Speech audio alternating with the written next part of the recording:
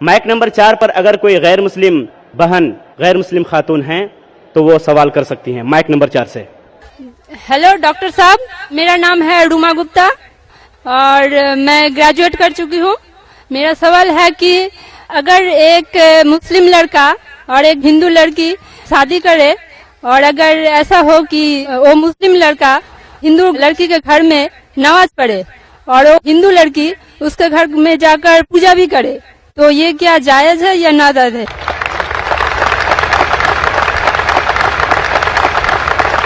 بہن کا اچھا سوال ہے کہ اگر ایک مسلمان لڑکا ہندو لڑکی سے شادی کرتا ہے تو کیا وہ مسلمان لڑکا ہندو کے گھر میں جا کے نماز پڑھ سکتا ہے، اور کیا وہ لڑکی مسلمان کے گھر میں پوجا کر سکتی کہ نہیں؟ سب سے پہلے کچھ شرائط ہے ہر چیز کے. آپ اگر گاڑی رکھیں گے اور گاڑی کا ایک پہیا رکھیں گے، سائیکل کا ایک پہیا رکھیں گے، ٹریکٹر کا، تو گاڑی چلیں گی کیا؟ نہیں چلے گی. یا چاروں سائیکل کر دو یا چاروں ٹریکٹر کر دو. اسی لیے قرآن کی آیت ہے سورہ بقرہ کی سورہ نمبر 2 آیت نمبر 221 میں اللہ تعالیٰ فرماتے ہیں کہ آپ مشرکہ سے شادی نہیں کر سکتے جب تک وہ ایمان نہ لائے. مطلب جو غیر مسلم ہیں اور شرک کر رہی ہے اس سے آپ شادی نہیں کر سکتے جب تک وہ ایمان نہ لائے. اور ایک ایمان لانے والی عورت چاہے کتنی بھی بدصورت ہو وہ ایک مشرکہ سے بہتر ہے. اور آگے آیت کہتی ہے کہ لڑکیاں مشرک لڑکے سے شادی نہیں کر سکتی جب تک وہ ایمان نہ لائے. ایک مومن آدمی چاہے کتنا بھی بدصورت ہو وہ بہتر ہے بنسبت جو شرک کرتا ہے.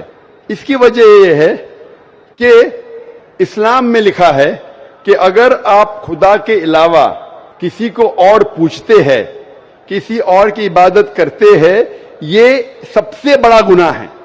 اور اللہ تعالیٰ فرماتے ہیں سورہ نساء میں سورہ نمبر 4 آیت نمبر 48 میں اور سورہ نساء سورہ نمبر 4 آیت نمبر 116 میں کہ اللہ سبحانہ و تعالیٰ اگر چاہے تو کوئی بھی گناہ کو معاف کر سکتا ہے لیکن شرک کو کبھی نہیں معاف کرے گا.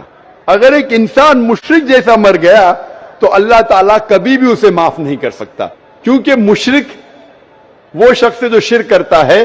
اور یہ سب سے بڑا گناہ ہے کیونکہ ہمارا خالق، ہمارا مالک، ہمارا ایشور، ہمارا خدا، ہمارا بھگوان، اگر ہم اس کو گالی دیں گے، یہ سب سے بڑا گناہ ہے. جس نے ہمیں زندگی دی، جس نے یہ ساری چیزیں ہمیں دی دنیا میں، اگر ہم اس کو گالی دیں گے، اس کے علاوہ کسی اور کی عبادت کریں گے، یہ شرک ہوا.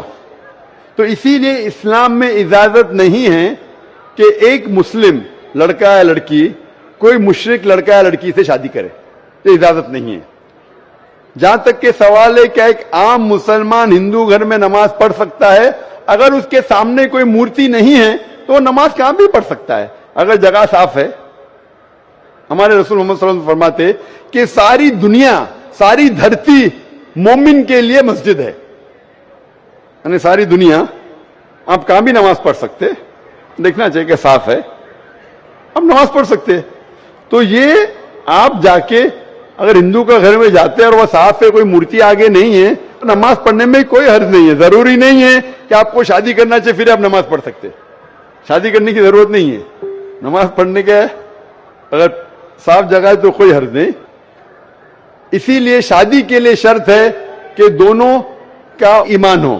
اور اگر آپ ہندو مذہب پڑھیں گے تو ہندو مذہبی کتاب میں بھی یہی لکھا ہے جو میں نے پہلے پیش کیا، پہلا جو سوال تھا بھائی صاحب کا، اور میں نے کہا کہ ہندو مذہب میں بھی یہی لکھا ہے نا تسیہ پرتماستی، اس ایشور، اس بھگوان، اس خدا کا کوئی عکس نہیں، کوئی مورتی نہیں، کوئی فوٹوگراف نہیں، کوئی پینٹنگ نہیں، کوئی پورٹریٹ نہیں، کوئی آئیڈل نہیں، کوئی اسٹیچو نہیں. اگر یہ مان لے کہ کم از کم جو یکساں ہے ہندو اور اسلام کے مذہبی کتاب میں، کم از کم اس کے اوپر عمل کرے تو اکثر ہمارے مشکلات دور ہو جائیں گی. جو یکساں نہیں ہے اس کو کل ڈسکس کر سکتے. اور اگر آپ تحقیق کرتے ہندو مذہب کی کتاب پڑھتے اور اسلام مذہب کی کتاب پڑھتے، دونوں میں لکھا ہے خدا ایک ہے، دونوں میں لکھا ہے خدا کا کوئی عکس نہیں ہے، دونوں میں لکھا ہے کہ خدا کا کوئی بت نہیں ہے. دونوں میں لکھا ہے کہ خدا کے علاوہ کسی اور کی عبادت نہیں کرنا چاہیے. دونوں میں لکھا ہے کہ آخری پیغمبر محمد صلی اللہ علیہ وسلم میں.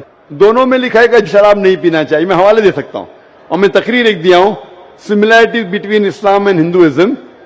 اسلام اور ہندوازم میں یکسانیت دونوں کتاب میں.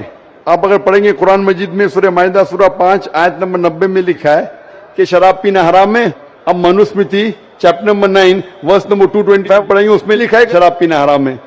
قرآن میں لکھے سورہ مائدہ سورہ نمبر 5 آیت نمبر 3, سورہ بقرہ سورہ نمبر 2 آیت نمبر 173, سورہ انعام سورہ نمبر 6 آیت نمبر 145 اور سورہ نحل چیپٹر 16 ورس 115 میں حرمت علیکم المیتۃ والدم ولحم الخنزیر وما اہل لغیر اللہ بھی.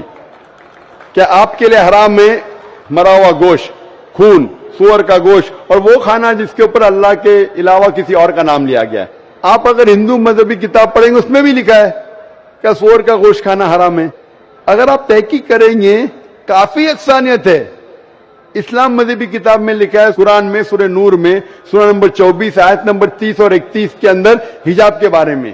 عورت کو الحمدللہ حجاب میں ہونا چاہیے, سر سے ڈھکا ہونا چاہیے اس کا جسم, صرف جو دکھ سکتا ہے وہ چہرہ اور ہتھیلی تک کے.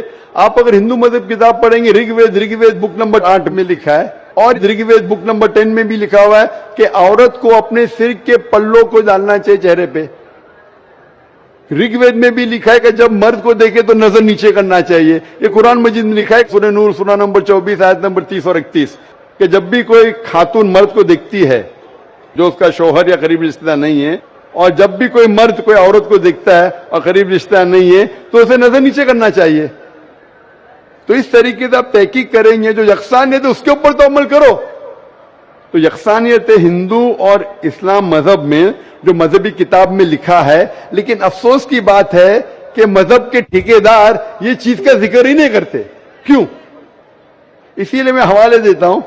میں کوئی عالم نہیں ہوں, میں کوئی پنڈت نہیں ہوں, میں اپنے آپ کو طالب علم کہتا ہوں, لیکن میں ہمیشہ حوالہ دیتا ہوں.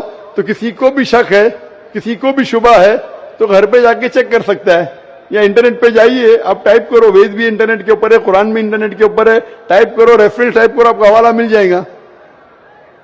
تو اسی لیے گاڑی چلنے کے لیے دونوں کا جو رولز اینڈ ریگولیشن ہے وہی ہونا چاہیے. اسی لیے دونوں لوگ مومن ہونا ضروری ہے. Hope the answer the question.